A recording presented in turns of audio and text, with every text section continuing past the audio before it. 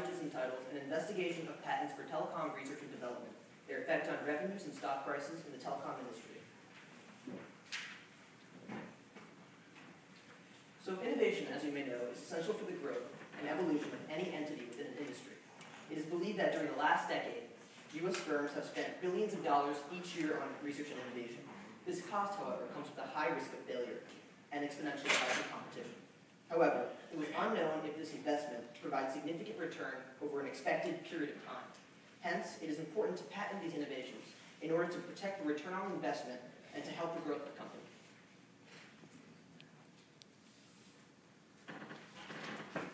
The first U.S. patent was issued to Samuel Hopkins for an improvement in the making of potash on July 31st, 1790.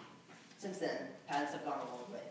It is observed that over the last few decades, each year, the U.S. Patent Office issues over 150,000 patents to companies and individuals worldwide.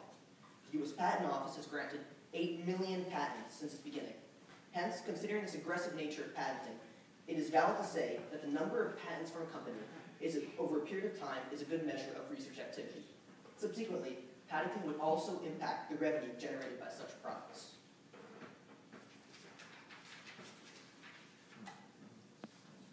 It is well established that technological change impacts the production function.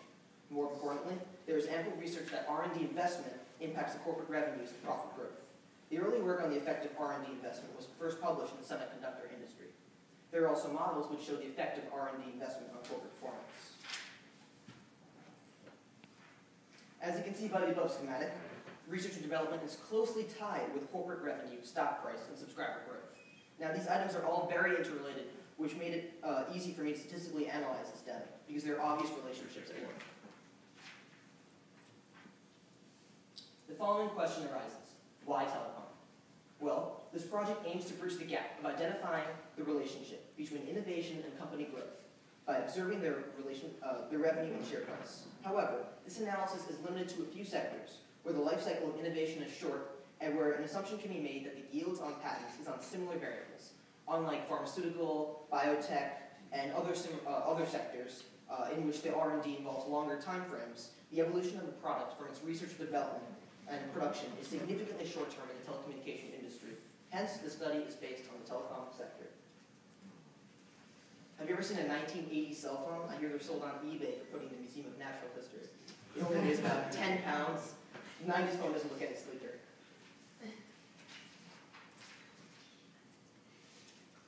Luckily, every few years, cell phone companies are increasing their sophistication with faster internet speed, more applications, longer battery life, and sleeker models. Cell phones have evolved to not only include voice, but also email, video, and even full-fledged entertainment, like movies and TV, all through innovation, thanks to patents. You may have seen this kind of cell phone in a Star Trek film. There are other labs working on hologram technology for touchscreens that can project the image of the person they're speaking to. We developed several models using longitudinal data for these companies, which reveal interesting observations of the lagged effect of patents. This project closely ties patenting activity with revenue to observe the patterns and relationships within it. However, it does not provide an in-depth analysis such as the effect of a particular patent on a revenue, actual investment in research versus return on the investment, or driving forces in the market which impact stock price. This project aims at observing if there's a correlation between investment on research and a firm's sales revenue or stock price.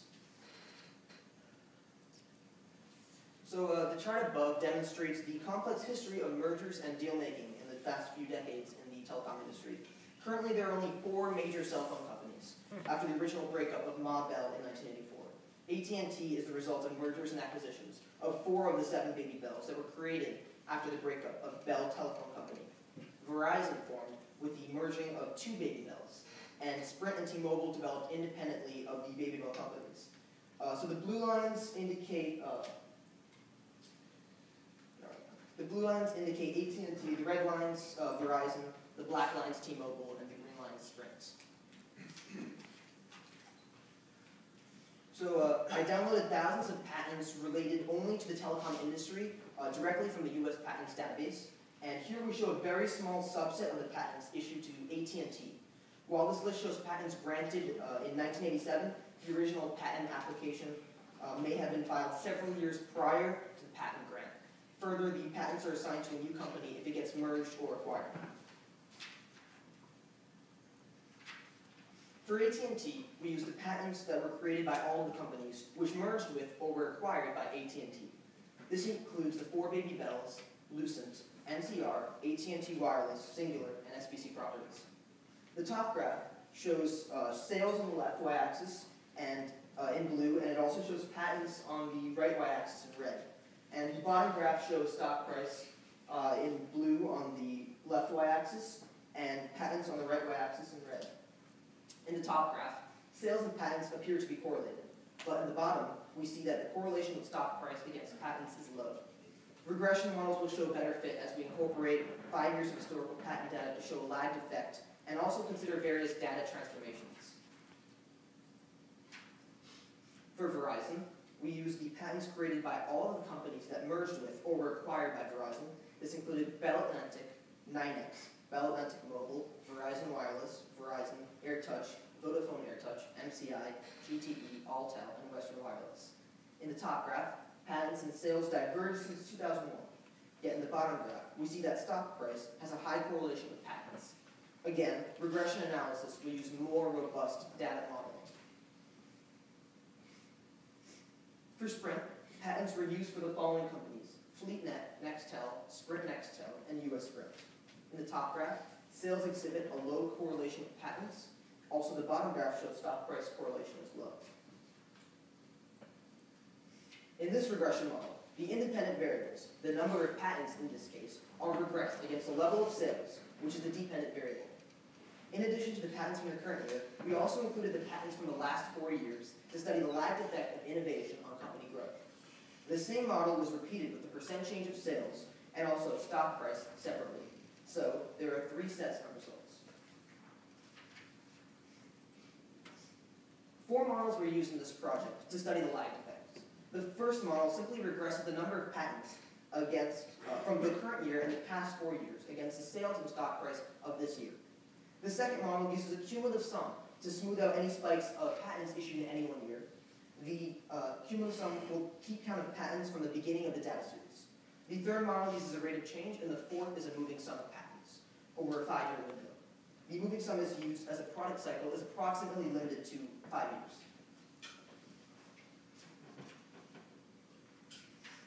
This model is based on the number of patents for the current year and those granted in the previous 4 years. And we estimate the level of sales, percent change of sales, and stock price based on patents. For the regression, the F-stat and F-significance from the ANOVA test were used to measure the goodness of fit for each model. Further, the t-statistics and p-values were analyzed for each independent variable, but are not shown in the above summary tables.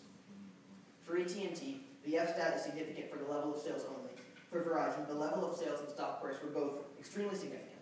And for Sprint, the percent change of sales was fairly significant. This model is based on the cumulative sum of patents to the current year and a lag series for the previous 4 years. For AT&T, the level of sales is a high F-stat. For Verizon, both the level of sales and stock price were extremely significant. As you can see, the F significance is 0 for both of these cases. For Sprint, the level of sales was fairly significant. This model is based on the annual rate of change of patents for the current year and those granted in the previous 4 years. For AT&T, there was no significance. For Verizon, the stock price model was once again significant. And for Sprint, all 3 dependent variables were significant.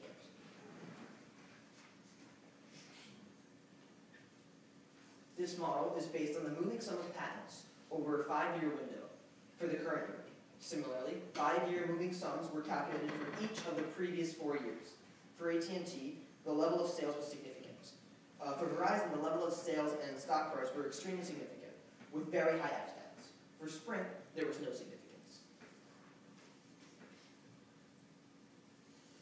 The regressions for most of the models produce significant results on the basis of R squared and the F-stat.